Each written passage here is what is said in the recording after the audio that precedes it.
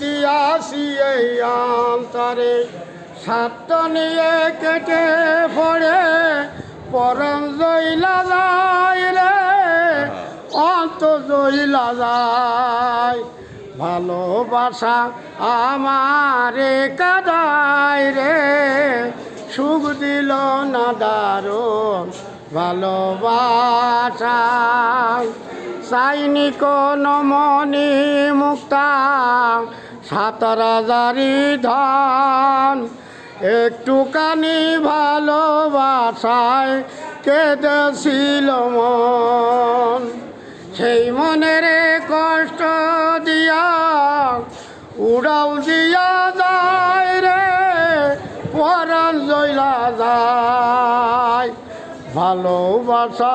আমারে কাদায় রে সুখ দিল না দারুণ ভালোবাসায় ভালোবাসা আমারে কাদায় রে সুখ দিল না দারুণ ভালোবাসায় চাইনি কোনো মনি মুক্তা ৭,০০০ ধন একটুখানি ভালোবাসায় কেঁদেছিল মন সেই মনের কষ্ট দিয়া উড়াল দিয়া যায় রে পরাণ জইলা যায় ভালোবাসা রে সুখ দিল না দারুণ ভালোবাসা গান শেষ এবার একটু সাক্ষাৎকার এবার তোমার সাক্ষাৎকার এ যাবত এই যে রেলে কাটা পড়া বাস অ্যাক্সিডেন্ট যেখানে পচা গলিত লাশ এগুলো যেখানে এই যে মানবিক সেবায় তুমি চলে যাও এ যাবত কতগুলো লাশ তোমার হাত দিয়ে ৬ থেকে ৮,০০০ লাশ টানিছি আমি রেলের যশোর রেল স্টেশনের রেলের আচ্ছা আমাদের থানা খুলনা আমার যশোর ফাঁড়িতে আমি রেল ফাঁড়িতে থাকি মনে করে ৪ থেকে ৫-৬ হাজার পর্যন্ত লাশ টানিস আমি এদিকে সবদলপুর